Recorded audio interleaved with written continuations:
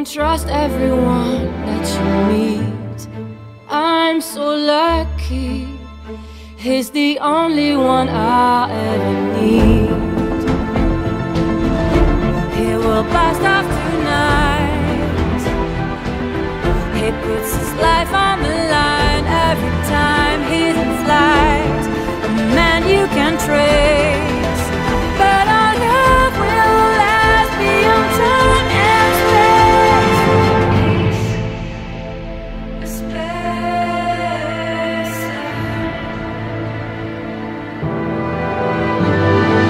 He's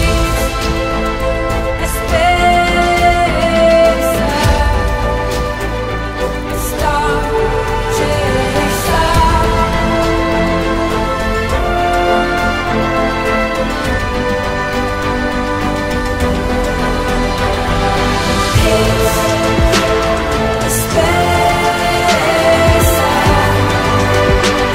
a star chaser.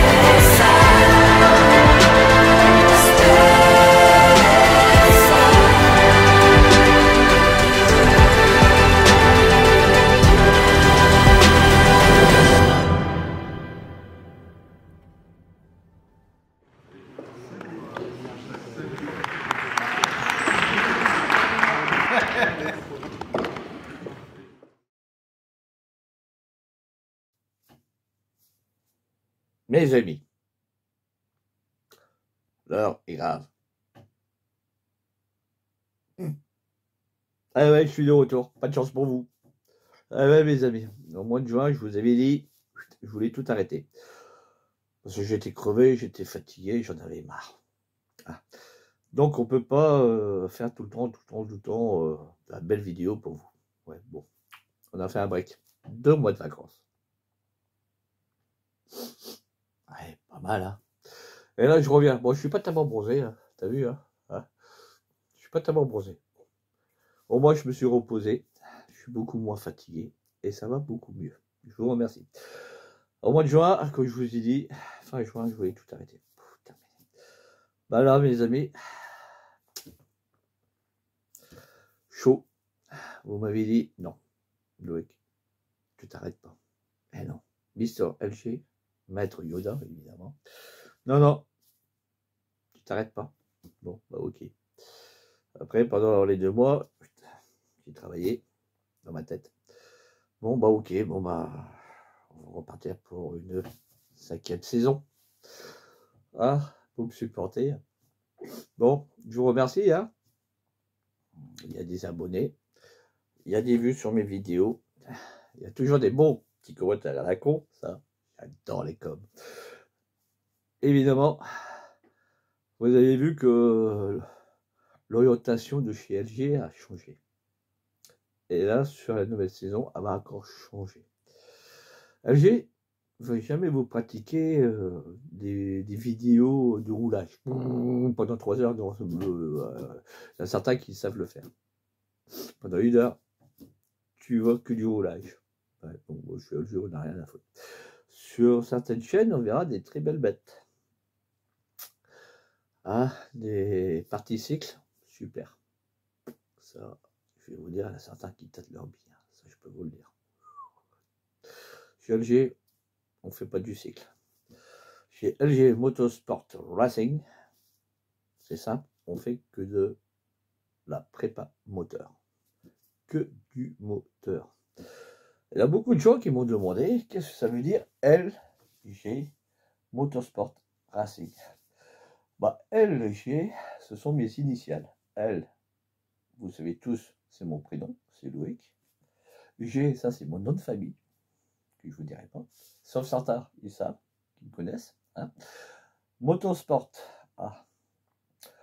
Moteur sport. Ce sont des moteurs sportifs. Voilà, c'est de la préparation de moteurs en mode sport. Et racing, qu'est-ce que ça veut dire? Racing, tout le monde n'a pas trop compris ce mot-là. Mais pourquoi racing?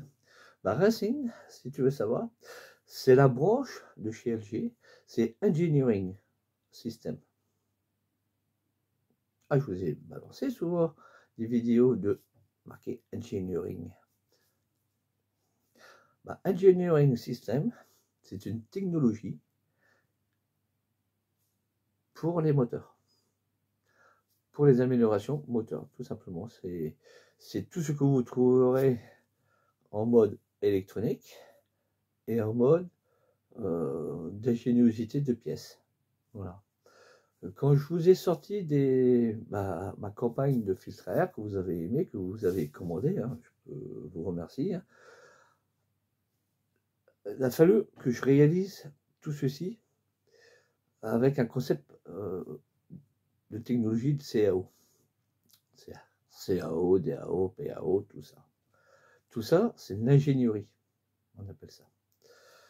C'est pour ça que dans l'engineering, c'est tout le concept technologique d'adaptation de pièces pour les moteurs. Simple, non? Bon. Donc, si vous n'avez pas compris, je vous ferai un petit cours sympathique. Bon, c'est sûr que là, on va repartir pour une 5e saison. Et vous allez voir que dans cette 5e saison, on va faire de l'engineering.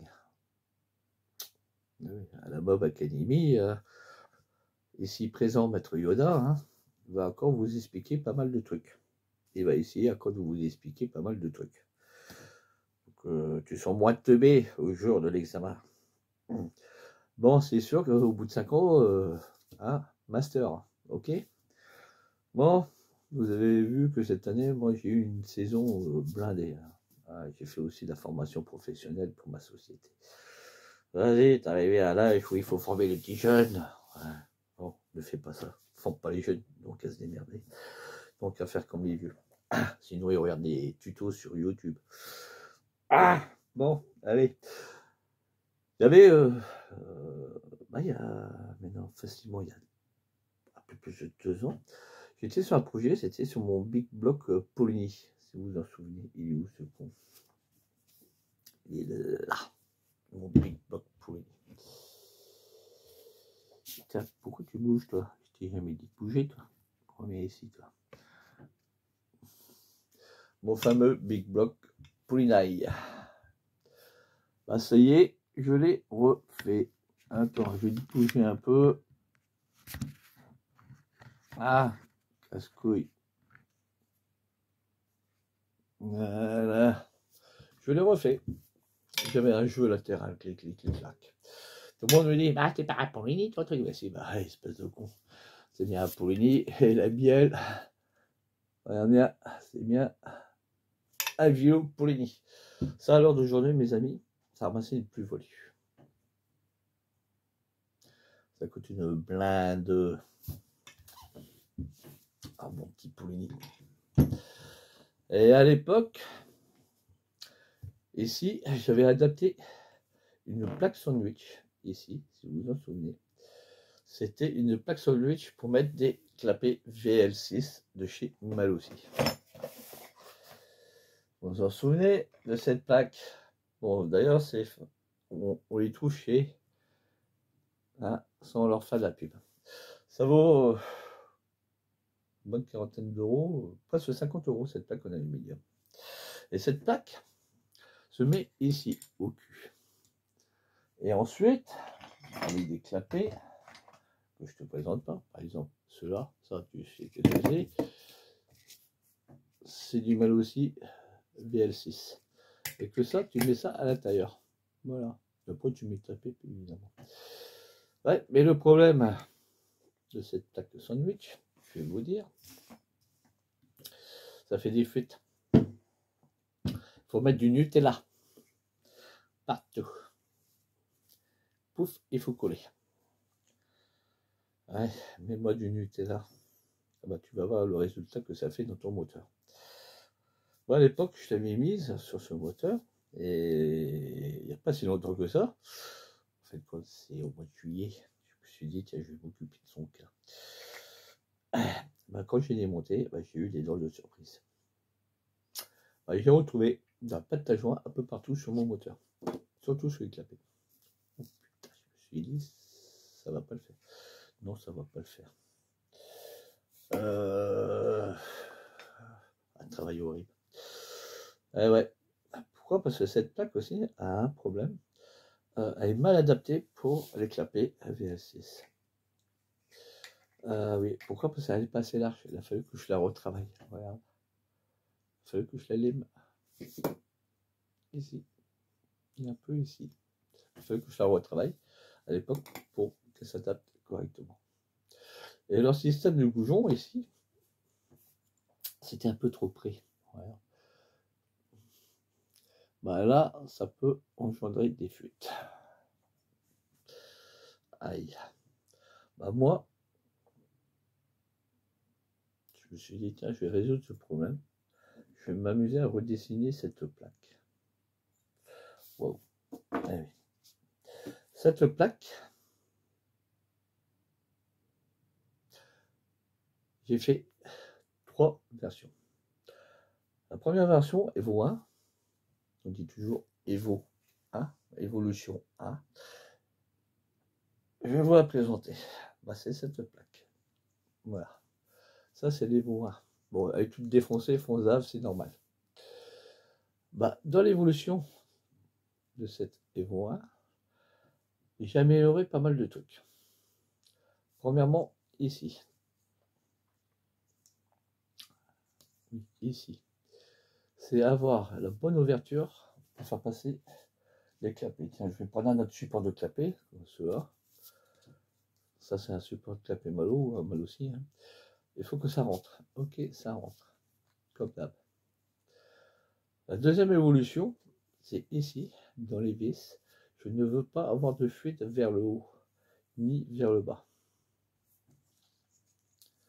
Il faut que ça soit dans une partie étanche. Ok. Je l'ai fait. Cette matière, c'est une matière en nylon, hein, à ce que vous voulez savoir. Et je l'ai dessiné cette forme. Ça, c'est un proto. Pour voir comment ça allait tomber exactement avec les clapets et comment ça allait tomber exactement sur le moteur. Il faut que ça soit correctement bien adapté pour le moteur, ici.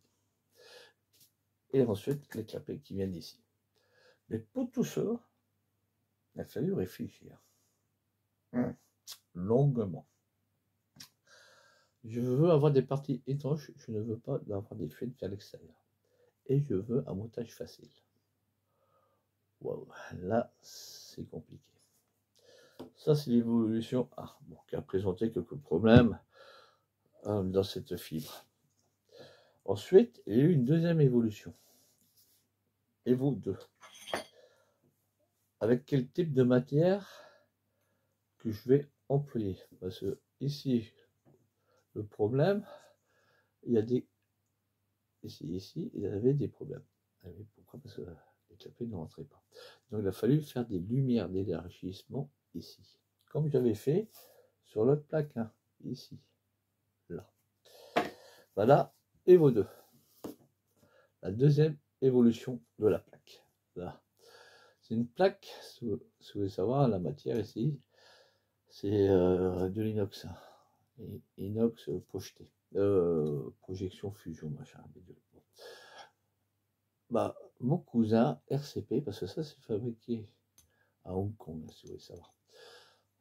Il m'a fait cette pièce. Ici, des nervures. Pourquoi il y a des nervures? Bah, c'est à cause des vis, ici. Des vis de vos clapets. Ici. Il faut que ça rentre. Mais il faut garder à cause de la matière de chaque côté pour avoir une bonne étanchéité du corps, comme on dit, du corps. Donc, ça se présente comme ça. Regardez bien où elles sont les vis en haut. En fin de compte, elles sont dans une chambre. Et ici, le devant n'a pas la même forme que l'autre côté. Oui. Parce que ici, c'est sur l'embase du carter moteur. Et là, on a un joint. Un joint pour faire une étanchéité. Regardez bien. Je vais essayer de vous faire ça à peu près correctement. Voilà. Vous voyez, il faut avoir une certaine étanchéité à l'intérieur pour pas avoir une fuite. Ça, c'est le deuxième facteur. Ici, on a un joint. Bon, il faut avoir une étanchéité. Mais pour accroître aussi pas mal de choses, il y a eu une troisième évolution. Evo 3. Bah lui, je vous le présente pas, vous savez comment il s'appelle. Spencer. Non, c'est pas Spencer, c'est Spicer, un truc comme ça. Voilà. Bah lui, il a été fait aussi en inox. Je vais prendre un aimant. Ça, c'est un aimant. Voilà le bébé. Et on voit très bien qu'il n'est pas en métal. Comparé à de la ferraille. Alors ça, c'est la ferraille. Hop. Tu vois, la ferraille, ça tient. Et lui, eh ben, ça tient pas.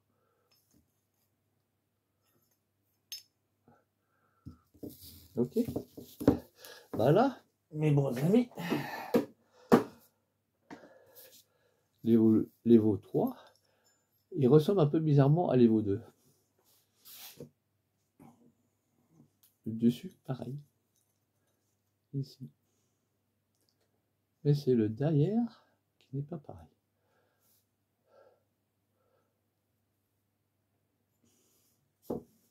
Et c'est pour ça que sur cette évolution, il y a une autre technologie qui était incrustée. Regardez bien. Qu'est-ce qu'il y a de plus? Bon, il a fallu alléger la pièce, parce que celle-là, elle pèse quand même assez lourd. C'est du lourd. Donc, on a travaillé encore sur un autre inox. Un inox beaucoup plus léger. S'il est gris, mat, comme ça, c'est normal. C'est du microbillage. Parce que lui, on peut faire du microbillage dessus. Voilà. La gorge ici est beaucoup plus profonde. Donc, ces cavités-là servent pour alléger la pièce. Ici. Et ici. Ça sert pour alléger la pièce. Parce que sinon, elle serait trop lourde. C'est un pavé. Il y a deux systèmes en plus. Ici et ici. Ben ça, c'est les systèmes baptisés ramjet. Qu'est-ce qu'un système ramjet dans un moteur? En fin de compte, ramjet, c'est comme un système de Venturi. Ça sert à vous guider vos flux. À les diriger, tout simplement.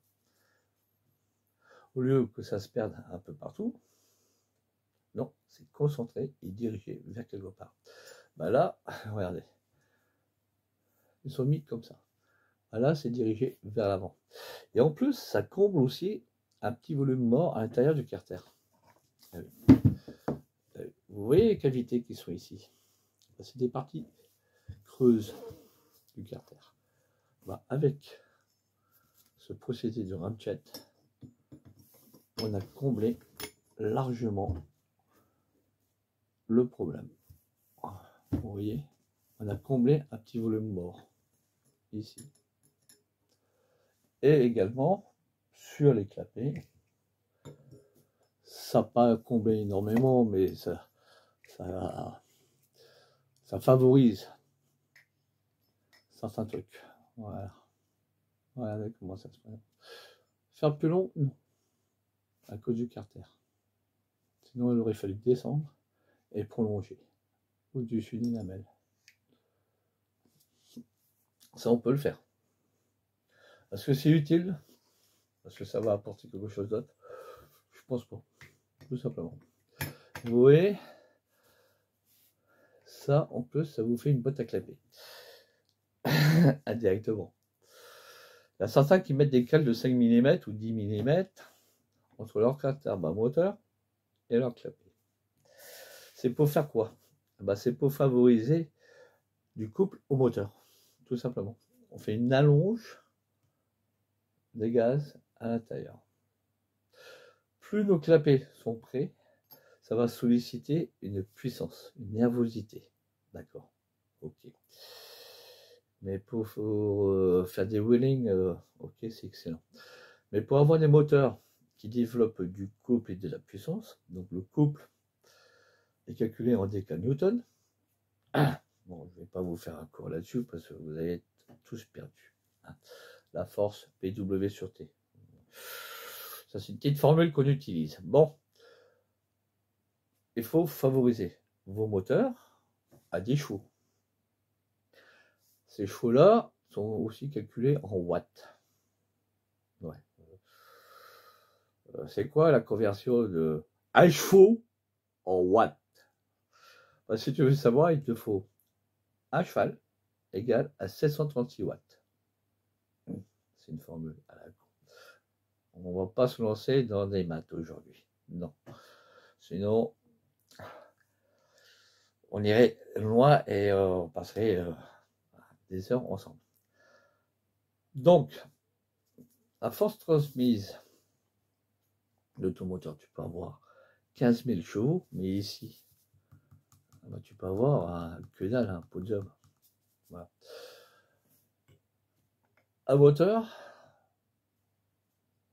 thermique, hein, atmosphérique, comme on dit, il a besoin d'être alimenté par quelque chose. Ça ne sert à rien d'avoir un carbu de 4212 ici, si ton moteur ne peut pas absorber ici. Hein. Ça ne sert à rien. Bon. Ça, c'est autre chose. Je rigole. Donc, il te faut des systèmes. Voilà. Système de carburation. Bon. Là, à l'heure d'aujourd'hui, c'est cette plaque sandwich Spicer qui accueille des clapets. Là, tu vois. Spicer qui accueille tout type de clapets, type derby, hein, si tu veux savoir. Les derby n'ont pas les mêmes empannements, attention. Hein, les empannements, il faut les retravailler pour adapter ça dessus. Voilà. En fin de compte, moi, je voulais mettre clapet VL6 sur ce type de moteur. Donc, il me fallait un support. Anciennement, il y avait ça. Hein.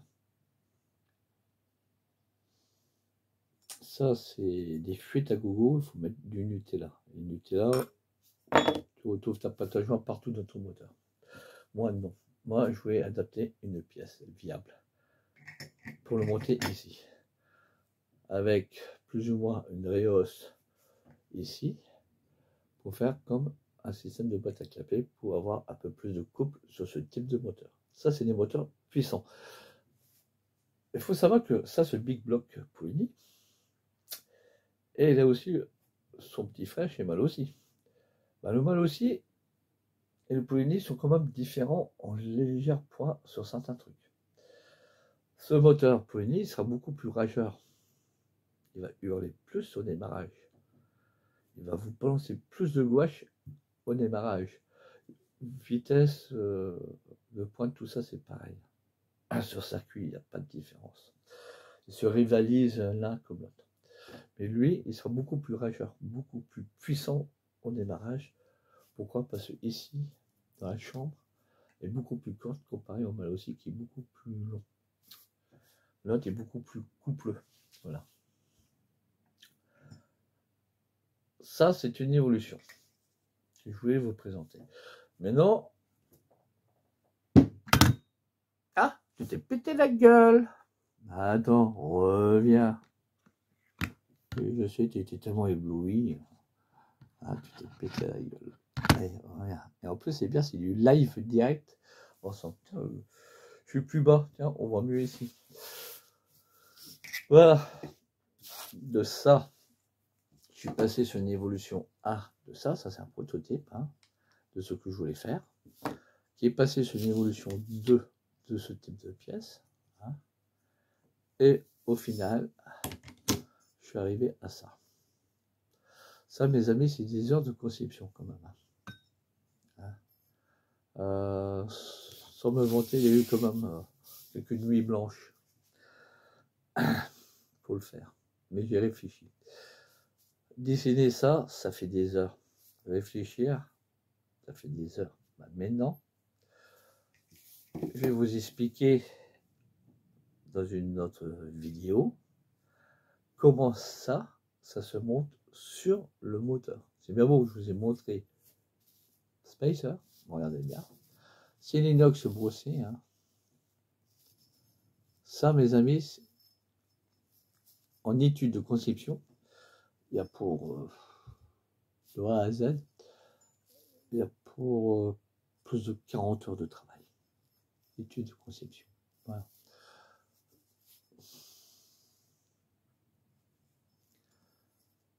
Après, la fabrication. Ça, c'est une pièce en inox. Hein. C'est une imprimante 3D en fusion qui coule du métal en fusion. Et la machine travaille pendant 96 heures. 96 heures de fabrication pour faire ça. Le moment que j'ai lancé ma commande, validé, parce que le fabricant, il faut qu'il voie avec ses logiciels et ses machines, voir s'il a une viabilisation de fabrication de cette pièce. Ok, moi j'ai eu le temps de déposer le fichier sur le site, qu'il était analysé chez eux, 24 heures. Et ils ne lancent pas la production tant que je n'ai pas payé, donc 48 heures. Et après, 96 heures de fabrication, hein, et le temps que ça arrive chez moi à la maison, ça a mis un bon 10 jours. Voilà. Ça a un prix de fabrication, un prix horrible. C'est pas permis à tous les portefeuilles. Ça coûte une blinde. Et je te dis du prix, tu vas tomber sur ton cul. Bon. C'est sûr que c'est pas de la pièce à 20 balles.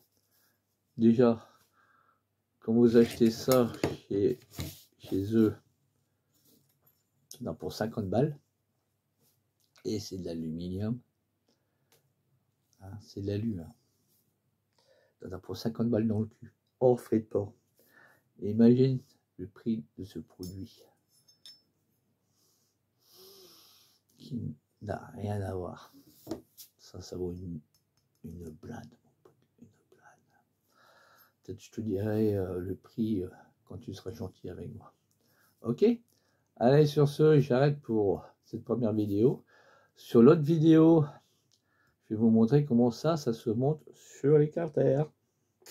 Parce que c'est bien beau de l'avoir, mais il faut savoir le monter aussi. Allez, à plus mes petits lapins, bisous bisous.